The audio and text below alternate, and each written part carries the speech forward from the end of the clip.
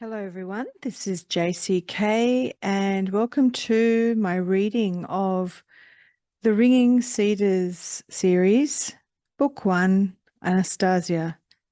And hopefully you've read or listened to the other chapters and the previous recordings on my channel. If not, look in the links below and you will find the playlist link for all of the previous chapters. This video begins with chapter 25. This is the Ringing Cedars series, Anastasia, Book 1, by Vladimir Megre, and translated by John Wordsworth. We're up to chapter 25. Chapter 25, Bugs. That day I had decided to join in Anastasia's morning routine. Everything went fine at first. I stood under the tree and touched various little shoots. She told me about different herbs, and then I lay down beside her on the grass. We were both completely naked, but even I wasn't cold. That might have been, of course, due to my running through the forest with her. I was in a splendid mood. I felt a sense of lightness, and not just physically, but inside me as well. It all started when I felt a pinching sensation on my thigh. I raised my head and saw a small army of bugs crawling along my thigh and lower leg, including ants and some sort of beetle. I lifted my arm to swat them, but to no avail. Anastasia seized my arm in midair and held it, saying, "Do not touch them." Then she got up on her knees in front of me, bent over and pinned my other hand to the ground. I lay there as if crucified. I tried to free my arms but couldn't. I felt that was an impossibility. Then I tried to jerk myself free with great effort. She kept restraining me with very little effort, her smile never fading from her face. And still my body felt more and more crawling things, all tickling, biting and pinching, and I came to the conclusion that they were starting to eat me alive. I was in her hands both literally and figuratively. Taking stock of the situation, I realized that nobody knew where I was. Nobody would come here looking for me, and if they should happen to wander by, they would see me picked over bones. Indeed, if they saw any bones at all. And all sorts of things flashed through my head at that moment, and this was no doubt the reason my instinct for self-preservation kicked in, dictating the only feasible course of action in the situation. In desperation, I sunk my teeth with all my might into Anastasia's bare breast, at the same time jerking my head from side to side. Upon hearing her scream, I immediately loosened my grip on her breast. Anastasia loosened her hold, jumped up, one hand holding her breast and the other stretched upward, waving. She tried to smile. I too jumped up and shouted at her, feverishly brushing the crawling things off my leg. "You wanted to feed me to those vermin, you forest witch. Well, I don't give in that easily." She continued waving and responding with a forced smile to the elements of nature around her, which had begun reacting warily to her situation.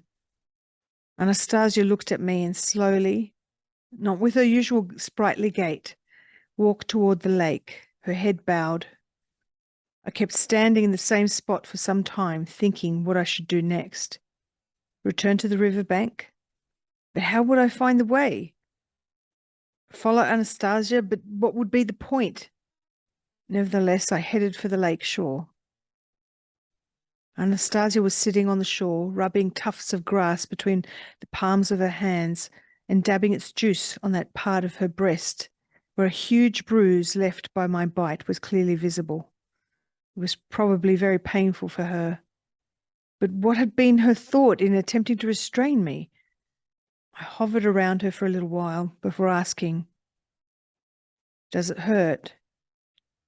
Without turning her head, she replied, "It hurts more inside." And she silently continued rubbing in the juice from the tufts of grass. "Why were you thinking to play tricks on me?" "I was trying to be helpful. The pores of your skin are all plugged up. They cannot breathe. The little bugs would have cleaned them out. It's not that painful. In fact, it's rather pleasant. And the snake I saw, wouldn't it have stung me in the leg? It would do not doing you any harm. Even if it had released its venom, it would have been only on the surface, and I would have rubbed it in at once. The skin and muscles on your heel are deteriorating. That's on account of a car accident, I said. For a time, neither of us spoke, and the whole situation felt rather silly. Not really knowing what to say, I asked her, "What happened? Why did not that invisible someone help you again, as before, when I lost consciousness?" The reason he did not help was that I was smiling, and when you began biting me, I tried to smile. I began to feel uncomfortable in her presence. Picking up a tuft of grass, I rubbed it between my hands as hard as I could, then knelt down in front of her and began dabbing her bruise with my moistened palms. End of chapter 25. Chapter 26. Dreams, Creating the Future. Now that I have learned more about Anastasia's feelings, about her desire to show, in spite of all her extraordinary traits, that she is still man, a normal, natural human being, I realized what mental anguish I had caused her that morning. Once again, I apologized to her. Anastasia responded that she wasn't angry, but now, after what she has done, she was afraid for me. "What could you have possibly done that could be so frightful?" I asked. And once again, I heard for the umpteenth time a story nobody should put forward seriously if they expect to be considered as normal as all the other people in our society. Nobody talks that way about themselves. When the ship left, Anastasia went on, and the young people headed back to the village, I stood for a while all by myself on the riverbank, and I felt good. Then I ran off to my forest. And the day passed as usual, but in the evening, when the stars had already come out, I lay down on the grass and began dreaming, and then worked out this plan. What kind of plan? You see, the things that I know are partially known by various people of the world you live in. Collectively, they know practically everything, only they do not fully understand how it works. Then I went and fancied how you will go to a large city and tell many people about me and my explanations. You will do this using the same methods by which you usually spread any kind of information. You will write a book. A great many people will read it, and the truth will unfold to them. They will have fewer ailments. They will change their attitude toward children and work at a whole new way of educating them. People will become more loving, and the earth will begin to emit more radiant energy. Artists will paint my portrait, and each portrait will be their very best masterpiece. I shall try to inspire them. They will make what you call a movie, and it will be the grandest film ever made. You will look at all this and remember me. You will meet wise people who will understand and appreciate what I told you, and they will explain a lot of things to you. You will trust their word more than mine and realize that I am not a witch, but actually man, a human being. It is just that I have more information inside me than other people. What you write will be of tremendous interest, and you will become rich. You will have money in the banks of 19 countries, and you will visit holy places and cleanse yourself of all the darkness that is in you. You will remember me and begin to love me. You will have the desire to see me again and to see your son. You will desire to become worthy of your son. My dream was so clear, but possibly a bit pleading too. That is probably why everything happened the way it did. They took it as a plan of action and decided to carry people through the dark forces window of time. That is permitted if the plan is formulated in detail on the earth, in the heart and mind of an individual man, an earth dweller. No doubt they took this as a grandiose plan. Perhaps they added something themselves, and this is why the forces of darkness have been hard at work of late. They have never been this active before. I realized this from the ringing cedar. Its ray has become a lot more powerful lately, and the ringing has got louder. The cedar is hurrying to give back its light and its energy. As I listened to Anastasia, I began thinking more and more that she was utterly crazy, that maybe she had long ago escaped from some asylum and was living here in the forest, and here I had gone and slept with her, and now she might have a child. What a tale indeed. Still, seeing how serious and concerned she was as she talked with me, I tried to calm her down. Don't worry. Don't you worry, Anastasia. The plan is obviously unrealizable, and so there's no need for the forces of darkness and light to fight each other. You don't have a detailed enough knowledge about our everyday life, its laws and conventions. The thing is that an awful lot of books are being published right now, but for some reason, even the works of well-known authors aren't selling. I'm no writer, and so I don't have either the talent or ability or education to write anything. That is correct. You did not have these things earlier, but now you do, she declared in response. Okay, I kept trying to assuage her fears. Even if I tried, nobody would print it or believe in your existence. But I do exist. I exist for those for whom I exist. They will believe and help you, just as I shall later help them. And together with those people, I couldn't make sense of what she was saying right off. And once more, I made an effort to calm her down. I shan't even make an attempt to write anything. There's absolutely no sense in it. Don't you get it? Believe me, you shall.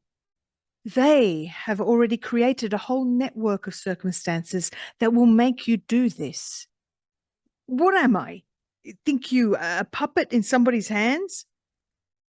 And so much depends on you. But the forces of darkness will try to stop you with all the tricks in their arsenal. They will even try to drive you to suicide by creating an illusion of hopelessness. Enough, Anastasia. That's it. I'm sick and tired of listening to your fantasies. You think they are just fantasies? Yeah, fantasies. And I stopped short. It began to dawn on me as I calculated the timing in my head, and I understood. Everything Anastasia told me about her dreams, about our son, she had thought up last year, long before I knew her as well as I do now, long before I slept with her. Now, a year later, it was coming to pass. So that means it's already coming to pass, I asked her. Of course.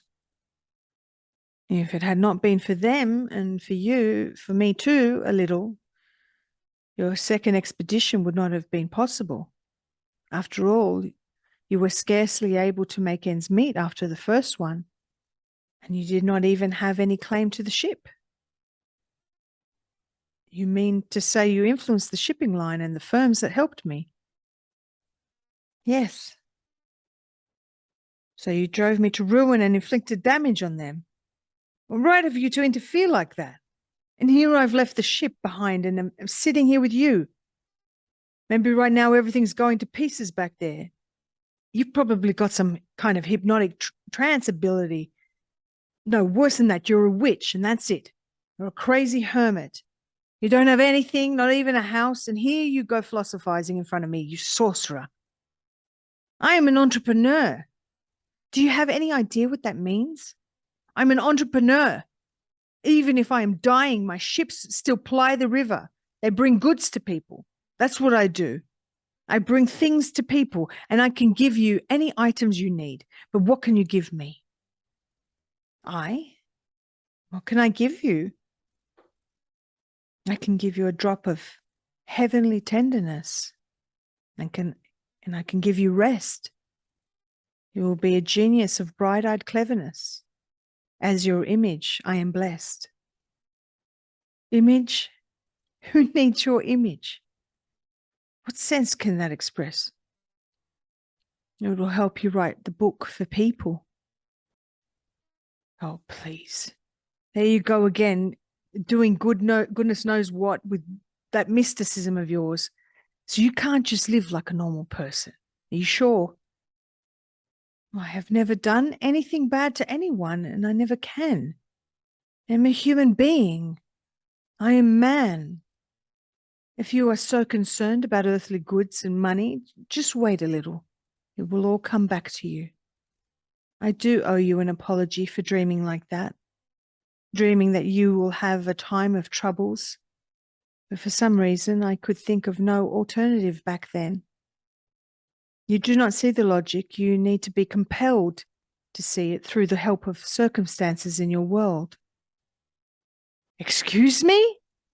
I couldn't hold out any longer. What's this about being compelled? You do something like that and you still want to be treated as a normal human being. I am man, a human being, a woman. Anastasia's agitation was clearly noticeable in her voice.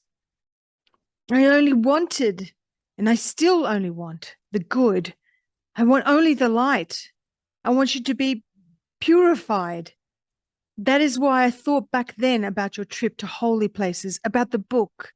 They have accepted this, and the forces of darkness are always fighting with them, but never have the dark forces scored a major victory. And what about you? I countered. All your intelligence, information, and energy. Are you just going to stand and watch from the sidelines?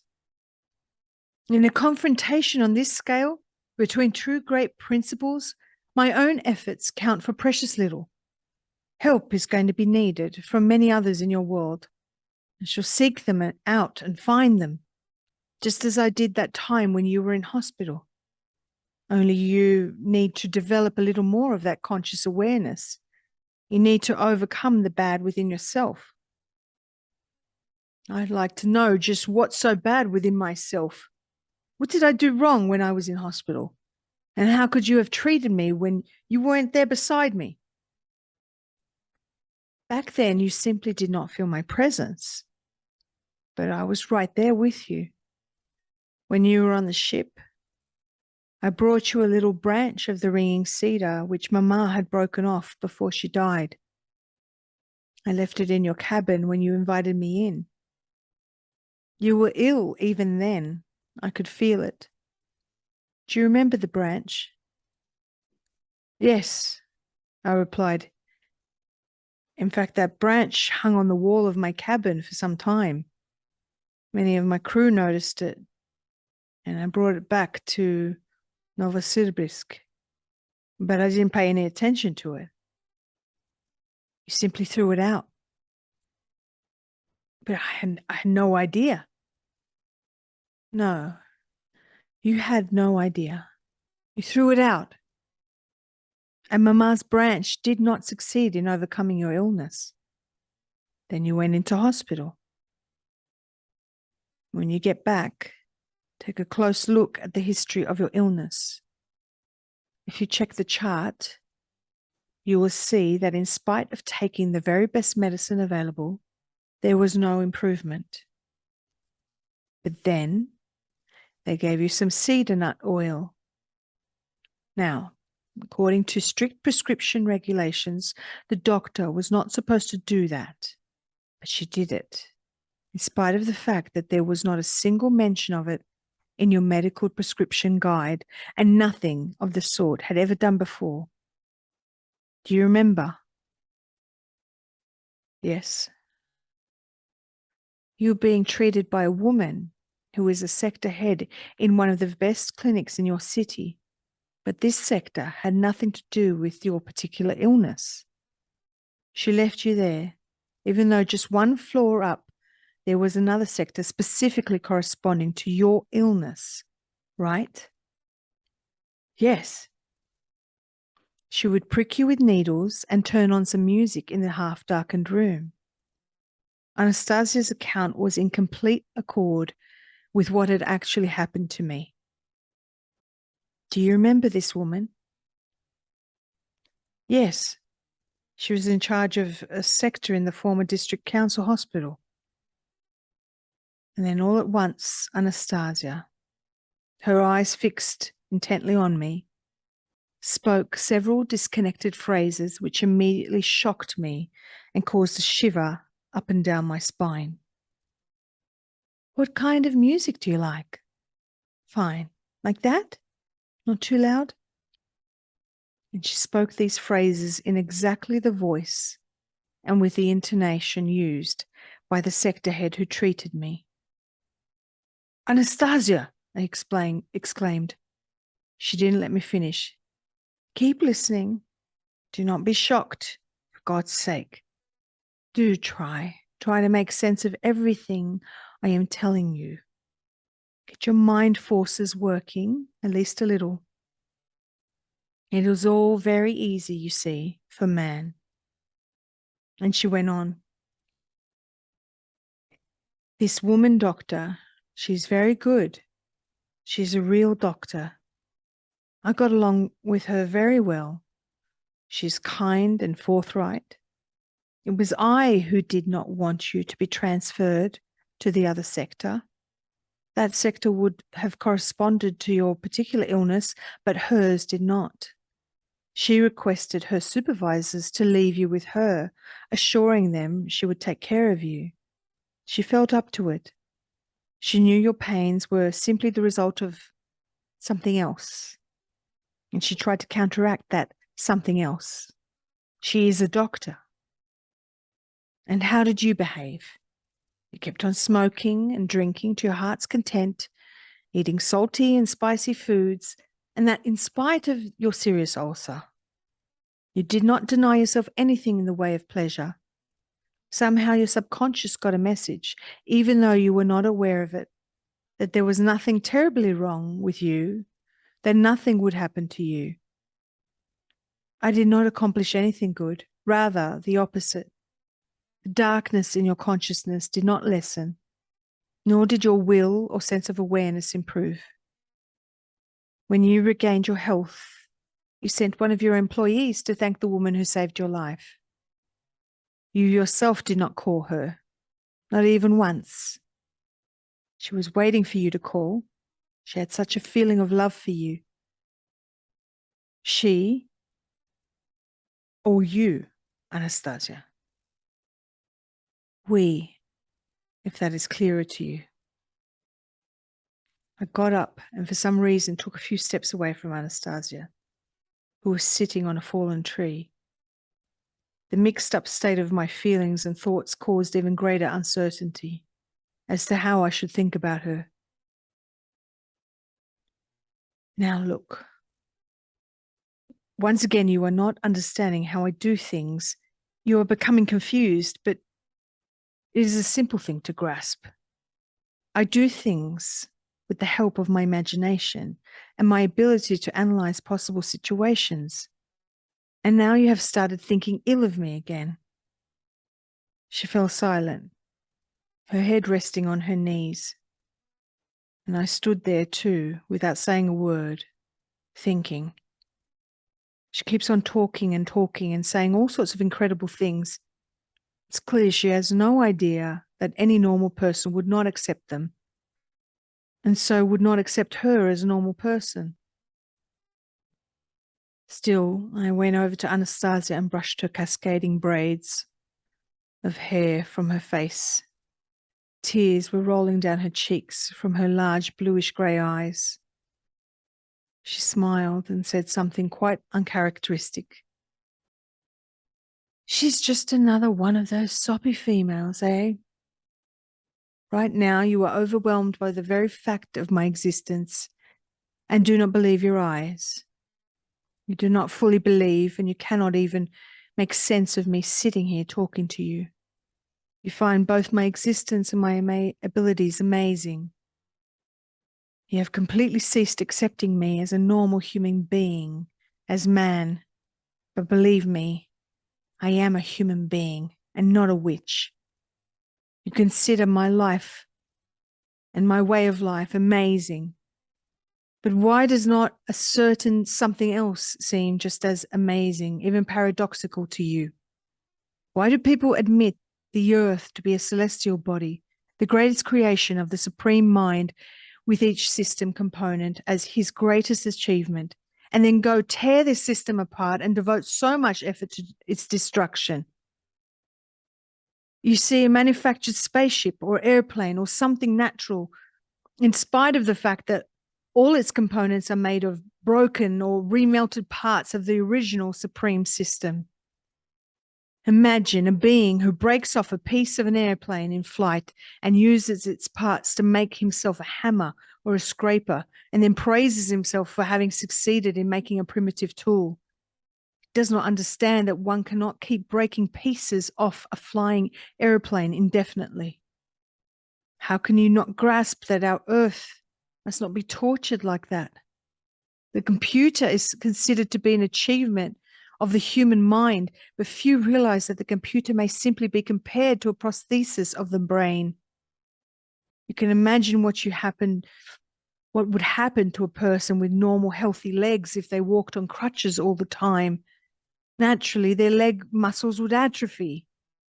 No machine will ever be superior to the human brain, provided the brain is kept in constant training. Anastasia wiped away a tear rolling down her cheek and stubbornly persisted in elucidating the incredible revelations stemming from her extraordinary logic. At the time, I had no idea how everything she said would arouse millions of people, set the minds of scholars astir, and even as mere hypotheses, proved to be without parallel anywhere in the world. According to Anastasia, the sun is something like a mirror. It reflects emanations from the earth, which are invisible to the eye. These emanations come from people in a state of love, joy, or some other radiant feeling. Reflecting off the sun, they return to earth in the form of sunlight and give life to everything on the planet. She brought up a whole array of supporting arguments which were not that simple to grasp. If the Earth and other planets were simply consumers of the sun's grace of light, she said, it would be extinguished or burn unevenly, and its glow would be off kilter. In the universe, there is and can be no lopsided process. Everything is interrelated. She cited, too, the words of the Bible. And the life was the light of men. Anastasia also stated that one man's feelings can be transmitted to another by reflecting off the celestial bodies, and she demonstrated this by the following example. Nobody on earth can deny that you can feel when somebody loves you. This feeling is especially noticeable when you are with a person who loves you. You call it intuition. In fact, invisible light waves emanate from the one who loves. But the love can be felt if it is strong enough, even when the individual is absent. By drawing upon this feeling and understanding its nature, one can do wonders. This is what you call miracles, mysticism, or incredible abilities. Tell me, Vladimir, do you not feel a bit better with me now? Somehow lighter, warmer, more fulfilled? Yes, I replied. For some reason, I have started to feel warmer. Now watch what happens when I concentrate on you even more strongly. Anastasia lowered her eyelids ever so slightly. slowly stepped back a few paces and stopped. A pleasant feeling of warmth started running through my body. It gradually intensified, but didn't burst into flame and didn't make me hot. Anastasia turned and began to slowly walk away, hiding behind the thick trunk of a tall tree. The sensation of pleasant warmth did not lessen, and to it was added another, as though something were helping my heart pump blood through my veins. And with every heartbeat came the impression that the blood streams were instantly reaching every little vein in my body. The soles of my feet broke out into a heavy sweat and became very moist. You see, now is it all clear to you? Anastasia said, as she triumphantly reappeared from behind the tree, confident that she had proved something to me. You see, you felt all that when I went behind the tree trunk, and your sensations even increased when you could not see me. Tell me about them. I told her, and then asked in turn, what does the tree trunk show? What do you think? The waves of information and light went directly from me to you. And when I hid myself, the tree trunk was supposed to significantly distort them, since it has its own information and its own glow, but this did not happen. The waves of feelings began falling directly upon you, reflecting off the celestial bodies, and even intensified. Then I caused what you call a miracle. Your feet began to perspire. You failed to mention that fact. Well, I didn't think it was important. How did my feet perspiring constitute a miracle? I chased all sorts of diseases out of your body through your feet. You should feel a lot better now. It is even noticeable on the outside. You are not slouching as much. Indeed, I was feeling better physically. So when you concentrate like that, you dream up something and whatever you want comes to pass? That describes it more or less. And does what you dream about always come to pass, even when you're asking for something besides bodily healing? Always. As long as it is not an abstract dream, as long as it is detailed down to the minutest aspects and does not contradict the laws of spiritual being. I do not always manage, however, to come up with a dream like that. Thought has to proceed extremely quickly, and there must be a corresponding vibration of feelings, and then it will definitely come true. It is a very natural process. It happens in the lives of many people. Ask around among your acquaintances. Perhaps you'll find some among them who have dreamt this way, and their dream has come true either fully or partially. Detailed thinking, proceeding extremely quickly. Tell me, when you were dreaming about the poets and artists and the book, was that all in detail too? Did your thought proceed quickly then? Extraordinarily quickly.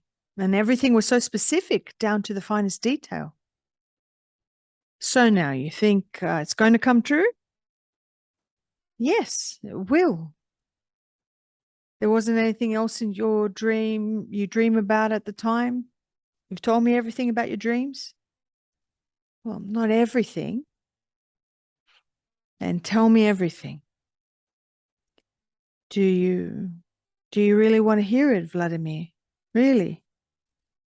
Yes. Anastasia's face brightened as though illuminated by a flash of light. It was with inspiration and excitement that she continued her incredible monologue. End of chapter 26. Chapter 27. Across the dark forces window of time. During that night of my dreams, I thought of how to transport people across the this window of time of the dark forces. My plan and conscious awareness were precise and realistic, and they accepted them. In the book you are going to write, there will be unobtrusive combinations, formulations made up of letters, and they will arouse in the majority of people good and radiant feelings. These feelings are capable of overcoming ailments of body and soul, and will facilitate the birth of a new awareness inherent in people of the future. Believe me, Vladimir, this is not mysticism. It is in accord with the laws of the universe. It is all very simple.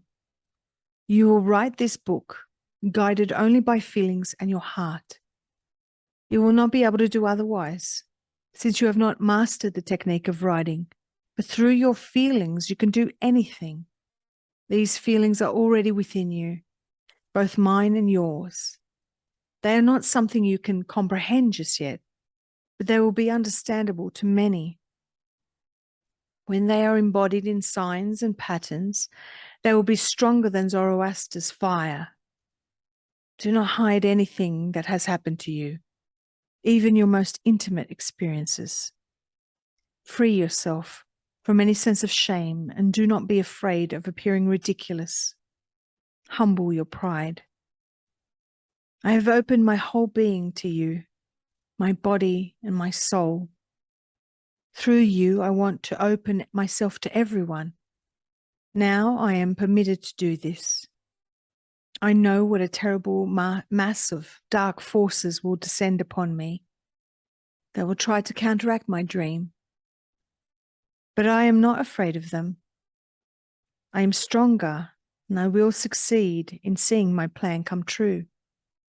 And I will succeed in giving birth and raising my son, our son, Vladimir. My dream will break down many of the devices of the forces of darkness, which for millennia have been acting on peoples destructively, and it will cause many to work for good. I know that you find yourself unable to believe me at the moment. You are prevented from doing this by the conventions and many dogmas planted in your brain, by the circumstances of existence in the world in which you live. The possibility of transport through time seems incredible to you. But your concepts of time and distance are all relative. These dimensions cannot be measured by meters or seconds, but by the degree of one's conscious awareness and will.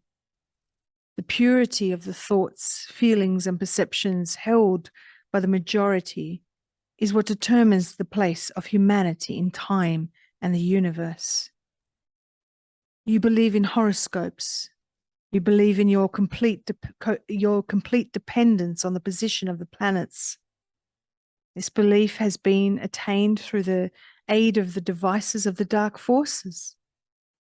This belief is slowing down the movement of the channel of light, allowing its dark counterpart to advance and increase in size. This belief is leading you away from a conscious awareness of the truth, the essence of your earthly being. Analyze this question very carefully.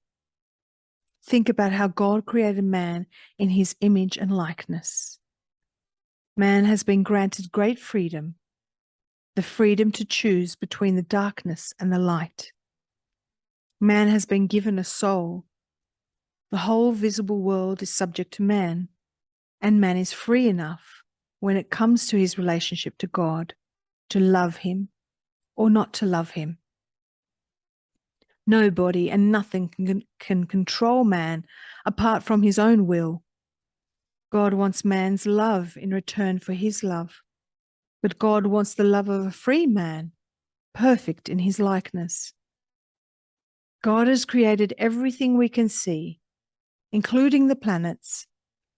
They serve to guarantee the order and harmony of all life, not only plants and animals, they also help human flesh. But there is no way they have power over man's heart and mind. It is not they who control man but man controls their movements through his subconscious. If a single individual wanted a second sun to flare up in the sky, it would not appear. Things are arranged this way so that planetary catastrophes do not happen. But if everybody together wanted a second sun, it would appear.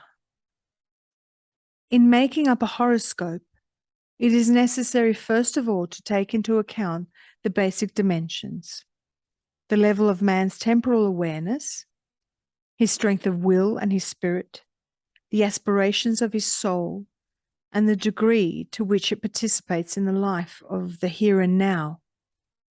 Favorable and unfavorable weather, magnetic storms, high and low pressure, these are all subject to will and conscious awareness. Have you never seen a happy and joyful person on a cloudy or stormy day? Or, on the other hand, a sad and depressed person on a sunny day amidst the most favorable weather conditions? You think that I am simply indulging in a crazy person's fantasy when I say that the patterns and formulations of letters I shall put in the book will heal people and illuminate their experience. You do not believe me because you do not understand. And yet, in fact, it is so simple. You see, right now I am talking to you in your language, using your speech idioms, and I even try sometimes to speak with your voice inflections. It will be easy for you to memorize what I say, because this is your language, belonging exclusively to you, although understandable to many people. It contains no incomprehensible words or obscure idioms. It is simple and therefore understandable to the majority. But there are certain words or word orders which I have changed, just a little, but only a little. Right now you are in an excited state, and therefore, whenever you recall this state, you will recall everything I have told you, and you will write down what I have said. And that is how my combination of letters will fall into place in your book. These combinations are very important. They can do wonders, just like prayer. After all, many of you already know that prayers are specific combinations and specific patterns of letters. These combinations and patterns are strung together with God's help by people who have had an illuminating experience. The forces of darkness have always tried to deprive man of the opportunity of drawing upon the grace emanating from these combinations. To this end, they have even changed the language, introduced new words and removed old ones, and distorted the meaning of words. At one time, for example, there were 47 letters in your language. Now there remain 33 alone. The forces of darkness have imported other combinations and fashions of their own, stirring up base and dark elements, attempting to lead man astray by fleshly lusts and passions. But I have restored the original combinations, using only the letters and symbols in use today, and they will now be effective. I tried so hard to find them, and I did. I have brought together all the best from different times. I collected a good many and have hidden them in the lines that you will write. As you can see, it is simply a matter of translating the combinations of signs from the depth of eternity and infinity of the universe, exact in sense, meaning, and purpose. Write about everything you have seen. Hold back nothing, neither the bad nor the good, nor even the intimate or absurd, and then they will be preserved. You yourself will be convinced of this. Please believe me, Vladimir. You will become convinced once it is written down. In many who read what has been written, feelings and emotions will be found, which they are not yet able to fully understand or make sense of. They will confirm this for you. You will see and hear it confirmed, and radiant feelings will appear in them. and then many will themselves understand, through the help of these feelings, a great deal more than what is written by your hand. Try writing at least a little. When you are convinced that people feel these combinations, when a dozen or 100 or 1,000 people confirm it for you, you will then believe and write down everything. Only believe. Believe in yourself. Believe in me. Later, I can tell you things even more significant, and people will understand and feel them too. I am talking about the raising of children. You were interested to know about flying saucers and how they work, rockets and planets. But I so wanted to tell you more about the raising of children, and I shall do so. I shall explain it when I instill in you a greater sense of conscious awareness. However, all this needs to be read when there is no interference from sounds of manufactured artificial devices around.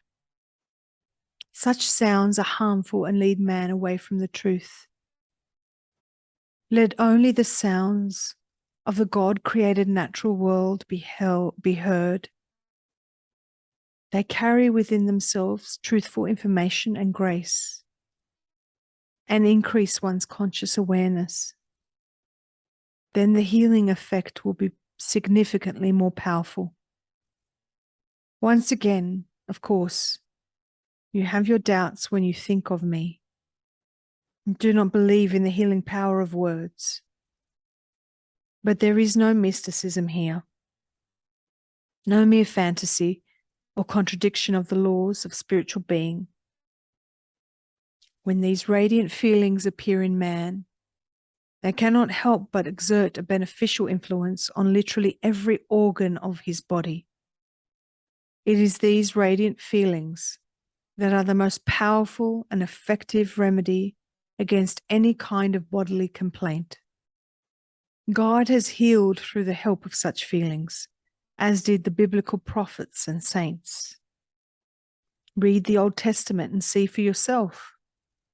Certain people in your world are healing through the help of these feelings.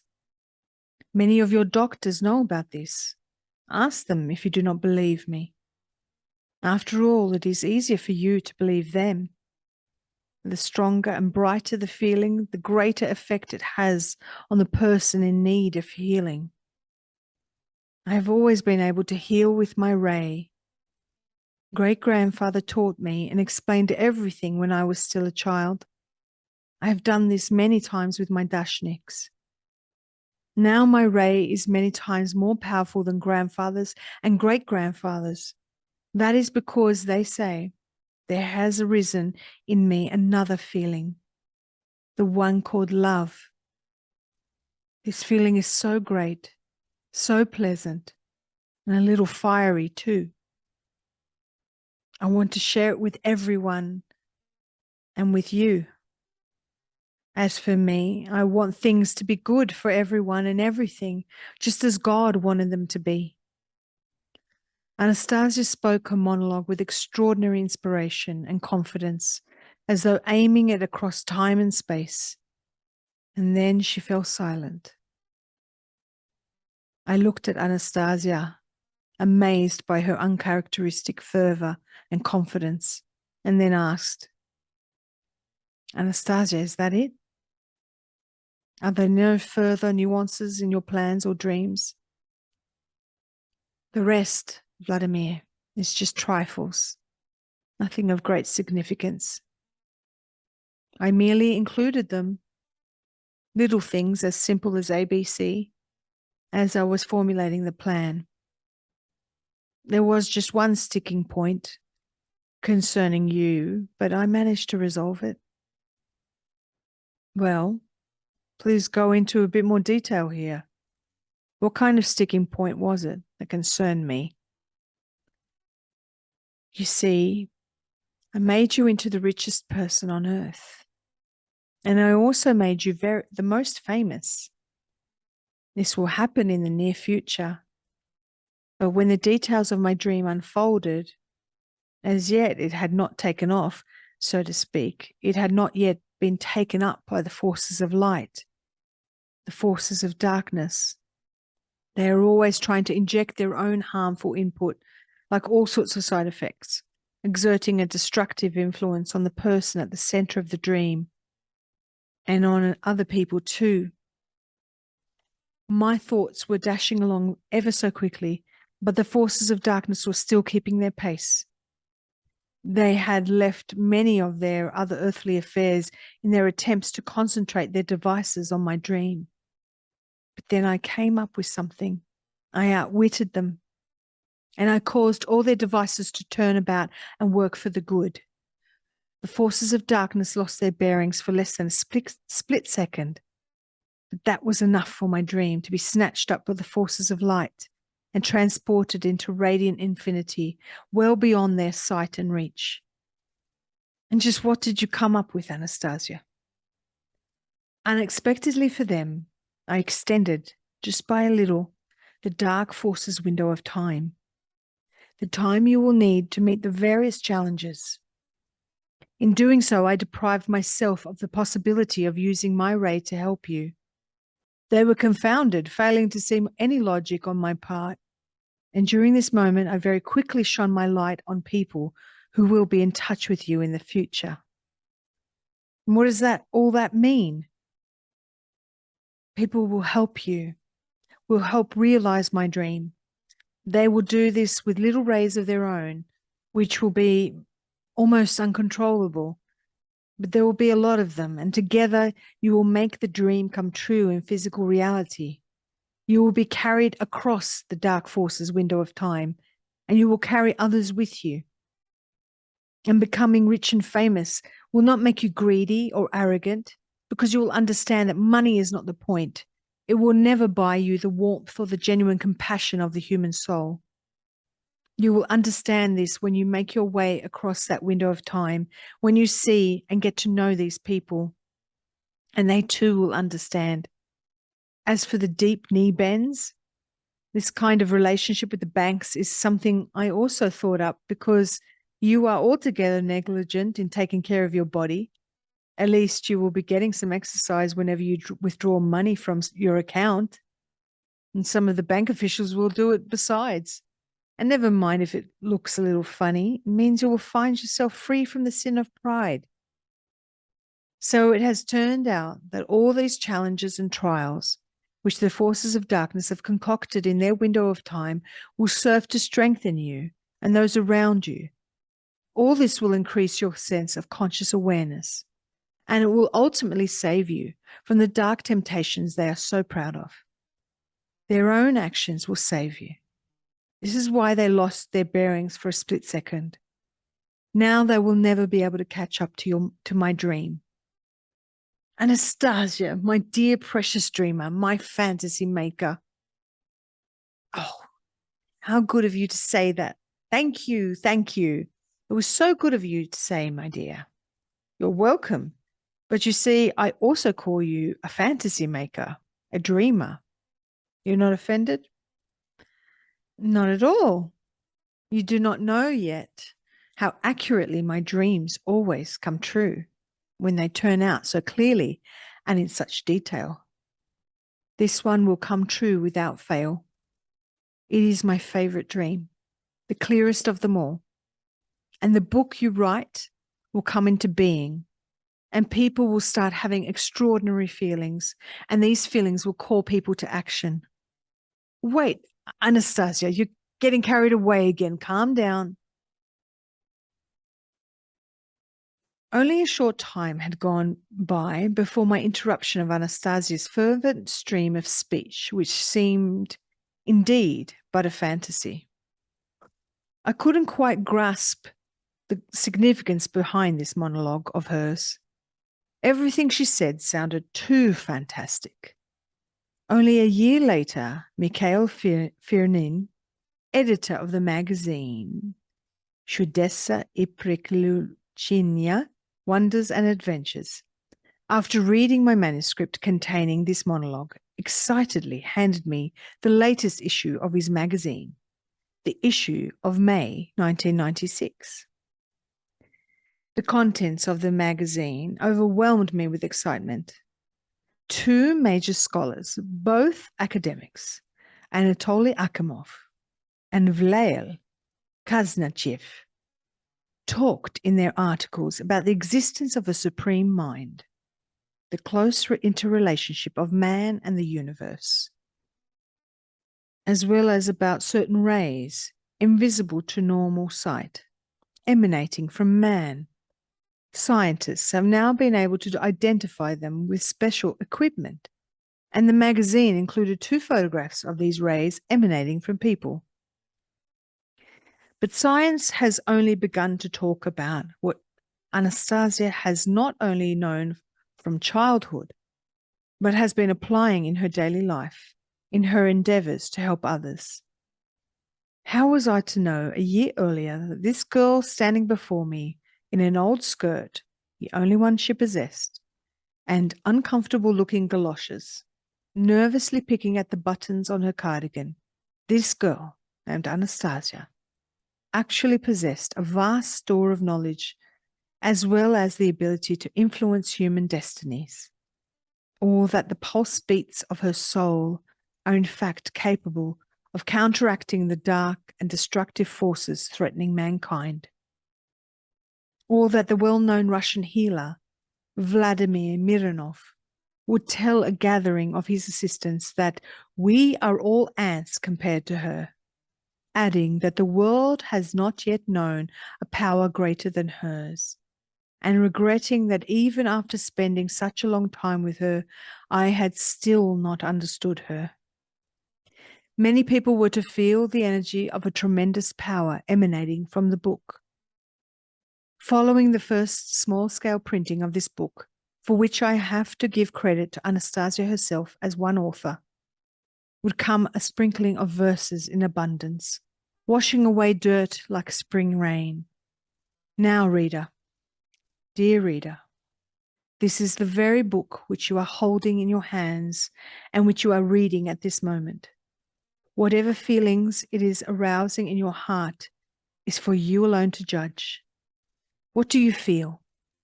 What is it calling upon you to do?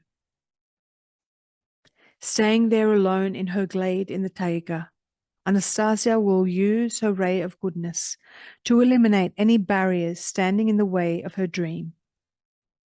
And she will gather and inspire more and more newcomers to make her dream come true. And so, in my challenging moments, 3 Moscow students will come to my side and stand by me. And they will not receive any significant compensation for their efforts, and will even end up helping me financially, earning their living wherever they can. They, especially Lyosha Novichov, will spend nights keyboarding the Anastasia text into their computers. They will not cease their keyboard working even after their difficult examination session begins. And Moscow Print Shop number 11 will put out a 2,000 copy print run. They'll do this on their own, bypassing a publishing house. But even before this, the journalist, Evgenia Kvitkov, of the agricultural paper Krestyansky Vedomosti, will be the first to tell about Anastasia in the press. Later, Katya Golevina from Moskoyevskaya Pravda, and then Lesnaya Gazeta, Mir Novosti, and Radio Rossaya. The magazine Chudesi и Приключения, Wonders and Adventures, which publishes articles by the brightest lights of Russia academia, will throw tradition to the wind and devote several issues to Anastasia, explaining, in their boldest dreams, our academics came nowhere near the insights of Anastasia, the wise woman of the Siberian taiga. Purity of thought makes man omnipotent and omniscient. Man is the apex of creation. Anastasia will be published only by the major press outlets in Moscow. Anastasia herself seems to have made that choice in preference to the tabloids in a careful effort to preserve the purity of her dream. But all this did not become clear to me until a year after my visit with her. Not understanding her at the time and not fully believing, I had my own take on the experience and tried to shift the conversation to a topic I was more familiar with, namely entrepreneurs. End of chapter 27. Chapter 28. Strong people. The highest evaluation of your personality comes from those around you. Anastasia talked a lot about the people we call entrepreneurs, about their influence on public spirituality, and then took a twig and drew a circle on the ground. Inside it, she drew many little circles with a dot in the middle of each one. Off to the side, there were more circles. It was like a map of the planets around the Earth, and she kept adding still many more little circles inside, and said, "The large circle is the Earth, a planet inhabited by people. The little circles are small groups of people, linked together into collectives. The dots are the people in charge of these collectives. The way these heads relate to the people in their group, what they make them do, what kind of psychological climate they create through their influence will determine whether the people around them fare well or poorly. If the majority fare well, a bright ray emanates from each of them and from the group as a whole. If poorly, then the ray is dark." And Anastasia shaded in some of the circles, making them dark. Naturally, their inner state is influenced by many other factors as well. But in the space of time during which they are in this group, the principal thing is their interrelationship with the person in charge. For the universe, it is very important that a bright radiance should emanate from the Earth. The radiance of the light of love and good. This is mentioned in the Bible as well. God is love. I feel sorry, very sorry for the people you call entrepreneurs. They're the most miserable of all. I would so much like to help them, but it is difficult for me to do so all by myself. You're mistaken, Anastasia. The most miserable people in our society are the pensioners, people who can't find work, can't afford a roof over their heads, or even food or clothing. An entrepreneur is someone who has all these things in greater abundance than other people. He has access to pleasures which others can't even dream about. What specifically, for example? Well, even if you take the average entrepreneur, he will have a modern car, an apartment. He will not have any problems with food and clothing. And what about joy? What does he find satisfaction in? Come and see for yourself. Once again, Anastasia led me to the grass, and like the first time, when she showed me the woman Dashnik, she began to show me other scenes. You see, there he is, sitting right now in a car you would call pretty snazzy. You see, he's sitting alone in the back seat, and the car is air-conditioned. It has its own microclimate, so to speak. His chauffeur is driving it very smoothly. But look and see how worried and pensive the entrepreneur sitting in the back seat is.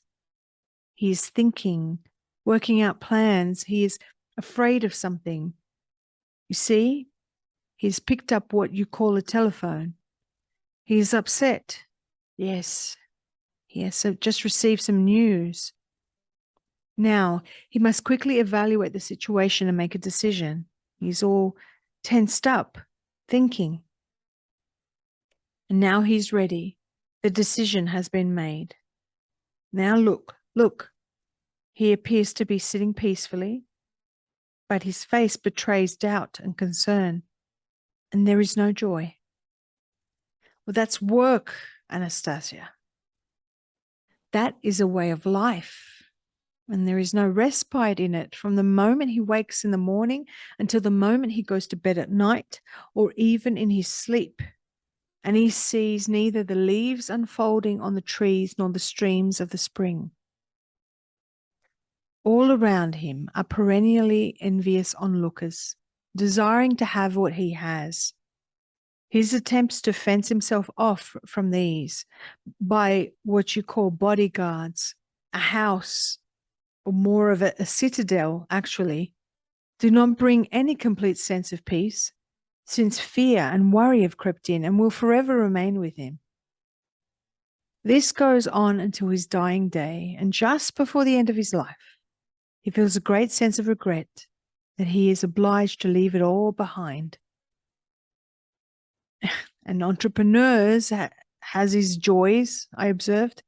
They come when he obtains a desired result or fulfills a plan he's thought up. Not true, Vladimir. He never gets to enjoy his acquisitions, since along comes another plan immediately to take its place, a more complicated plan, and the whole process begins again from scratch, only with greater challenges. This forest princess painted me a rather sad and gloomy picture of our outwardly well-off social class, and this was not a picture I felt like accepting. I attempted a counter-argument. You forget, Anastasia, their ability to reach a set goal and obtain the good things in life excited glances from women, respect from people around them. To which she replied, sheer illusion. There is nothing of the sort. Where have you ever seen a respectful or an excited glance directed at a passenger in a snazzy car or at the owner of the fanciest house in town? Not a single person will confirm what you have just said. These are but glances of envy, indifference, and irritation. And even women cannot love these people because their feeling is mixed in with their desire to possess not only the man but his property too. The men, in turn, cannot really love a woman, for there is no way they can free up enough room for such an important feeling. It was useless to look for further arguments, since what she said could be confirmed or refuted only the people she was talking about. As an entrepreneur myself, I never really thought about what Anastasia was describing, never analyzed how many minutes of joy I actually experienced, and most certainly could not do this for anyone else. For some reason, it is simply not accepted in entrepreneurs' circles to whine or complain. Everyone tries to show himself as successful and content with his life. This is no doubt why most people hold the stereotype image of the entrepreneur as someone who has received more than his share of good things in life. Anastasia was perceiving not the externally expressed feelings, but those which are more delicate and hidden in the inner recesses of one's heart. She was measuring a person's state of well-being by the amount of light she could detect in them. As to the scenes and situations she was able to see, I felt I was picturing them more from listening to her. I mentioned this to Anastasia, and she responded, I should help you now. It is simple. Just close your eyes, lie down on the grass, hands out to the sides, and relax. Picture in your mind the whole earth. Try to see its color and the pale bluish glow emanating from it. Then narrow the focus of your imagination's ray so that it does not take in the whole earth. Rather, make it narrower and narrower until you see concrete details. Look for people where the bluish light is stronger than in other places. Keep on narrowing your ray, and you will eventually focus on one person or a small group. Now, try again with my help. She took me by the hand, ran her fingers along mine, resting her fingertips in my palm. The fingers of her other hand, which was lying on the grass, were pointed upward. I went through in my mind all the steps she outlined and began to get a fuzzy image of 3 people sitting at a table engaged in a lively conversation. I couldn't understand what they were saying as I wasn't picking up any voices at all. No, said Anastasia, those are not entrepreneurs. Wait a moment, we shall find some. She searched and searched with her ray, peering into offices of both large and small private clubs, party celebrations, and bordellos. The bluish glow was either very weak or not there at all. Look, it is night time here already, and this entrepreneur is sitting alone in the smoky office. Something is not right. But look at that one, how contented he looks in a swimming pool surrounded by pretty girls. He's tipsy, but there is no glow. He's simply trying to run away from something. His feeling of self-satisfaction is artificial. This one is at home. And there is his wife, and his little one is asking him something. The telephone is ringing.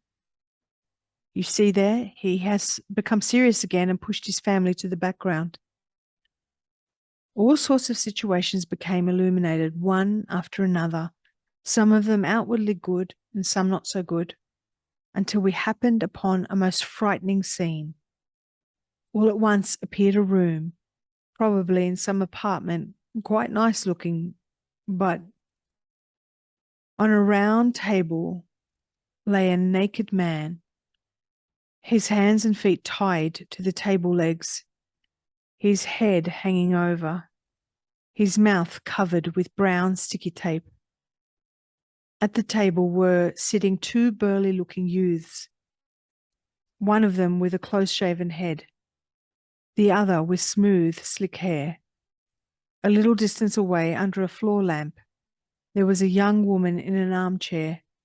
Her mouth was also taped over, and she was tied to the chair with her linen sash bound tight around her waist. Both her legs were tied to the chair legs. She was wearing nothing but a torn undergarment. Next to her was sitting a thin, wiry man who was taking a drink of something, possibly cognac. On a small table in front of him lay a chocolate bar. The youths sitting at the round table weren't drinking. I could see them pouring some kind of liquor over the chest of the man lying on the table. Vodka, or pure alcohol, and set it alight. A break-in, I surmised. Anastasia shifted her ray away from this scene, but I cried out, "Go back! Do something!" She went back to the scene and replied, "I cannot. It has already happened. This cannot be stopped now. It should have been stopped earlier, but now it is too late." I watched spellbound and suddenly got a clear glimpse of the woman's eyes filled with sheer horror and not even pleading for mercy. "Do something," I cried to Anastasia. "If you have any heart at all, do at least something." "It is not within my power. Everything has been, so to speak, programmed in advance, but not by me. I cannot interfere directly. They have the upper hand right now." "But where's that goodness of yours, your powers?" Anastasia didn't say a word. The horrifying scene began to blur a little. Then the older man who had been drinking the cognac suddenly disappeared. All at once I felt a weakness throughout my body. I could also feel the arm Anastasia was touching start to grow numb. I could hear her somewhat weakened voice say, with evident difficulty in getting out the words, "Take your hand away, Vladdy." She couldn't even finish saying my name. I stood up and drew my hand away. My arm just hung there as if paralyzed, as happens sometimes when you get a tingling sensation in your arms and legs, and went completely white. Then I wiggled my fingers a little and the numbness began to go away. I looked at Anastasia in shock. Her eyes were closed. The blush had drained from her cheeks, and it seemed as though there was not a drop of blood left under the skin on her hands and face. She did not even seem to be breathing as she lay there. The grass, for about 3 meters all around her, had also become white and bent over. I realized something terrible had happened, and I cried out, "Anastasia! What's happened to you, Anastasia?" But there was not even the slightest response to my cry. Then I grabbed her by the shoulders and I shook her body, which was no longer supple but had somehow gone limp. There was no response. Her completely white, bloodless lips remained silent. "Can you hear me, Anastasia?" She opened her eyelids ever so slightly and looked at me through her dimmed eyes, which had lost all their characteristic expression. I grabbed a flask of water, lifted up Anastasia's head and tried to give her something to drink, but she was unable to swallow. I looked at her feverishly, wondering what to do. At long last, she managed to move her lips, just a tiny bit, and to whisper, Carry me over there, to the tree." I lifted her limp body and carried it out of the circle of whitened grass and laid it down by the nearest cedar tree. In a little while, she started to come round, and I asked, "What happened to you, Anastasia?" "I tried to fulfill your request," she quietly said. And a moment later added, "I think I succeeded." "But you look so bad. You almost died." "I violated the natural laws. I interfered in something I should not have. That required all my strength and energy. I am surprised that they held out at all." Why did you take such a risk if you knew it was so dangerous?" "I had no choice. After all, you wanted me to do something. I was afraid that if I did not fulfill your request, you would lose all respect for me. You would think that all I could do is talk, that I am all words, and that I could not do anything in real life." Her eyes looked at me inquiringly and pleadingly. Her soft voice trembled a little as she spoke.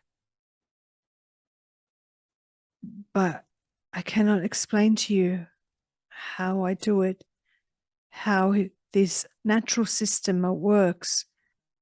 I feel it, but I cannot explain to you in a way you could understand. And your scholars probably will not be able to explain it either." She bowed her head, fell silent for a while, as though mustering her strength. Then she looked at me once more with pleading eyes and said, "Now you are going to be even more persuaded that I am a abnormal or a witch." All at once I felt the tremendous urge to do something good for her. But what? I wanted to tell her that I did consider her a normal human being, a beautiful and intelligent woman. But in all honesty, I didn't feel about her the way I usually felt about women. And she, with that intuition of hers, would not believe me. And then I suddenly recalled her story about how her great-grandfather customarily greeted her as a child, about how this old grey-haired fellow would stand on one knee before the little Anastasia and kiss her hand. I got down on one knee before Anastasia. I grasped a hold of her still pale and slightly cold hand and kissed it and said, "If you are indeed abnormal, then you are the best, the kindest, the cleverest, and the most beautiful of all abnormal people ever. At long last, a smile once more alighted upon Anastasia's lips, and her eyes looked at me in gratitude. A rosy blush was coming back to her cheeks. Anastasia, that was quite a depressing scene. Did you choose it deliberately?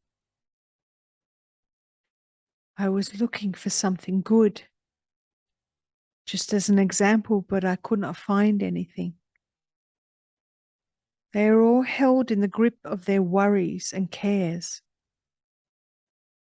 They are constantly facing their problems, all alone. They have practically no spiritual communication. So what can be done? What can you suggest apart from pitying them? And I should tell you, these are strong people, these entrepreneurs. Very strong, she agreed. And most interesting. It is as though they are living two lives in one. One life is known only to them and not even their family, while the other is the outward life which people around them see. They can only be helped through increasing their sincere spiritual communication with each other. They need to strive with complete sincerity for purity of thought. Anastasia, in all probability, I shall try to do what you have asked. And I shall try to write a book and establish an organization of entrepreneurs with pure thoughts, but only in a way that I can understand. It will be difficult for you. I shall not be able to offer you sufficient help. I have little strength left. It will take a long time for my strength to recover. For a time, I shall not be able to see you at a distance with my ray. I am having difficulty seeing you right now with my ordinary eyesight. Don't tell me you're going blind, Anastasia. I think it will all get better, only it is a pity that for some time I shall not be able to help you. You don't need to help me, Anastasia. Just try to keep yourself for your son and help other people.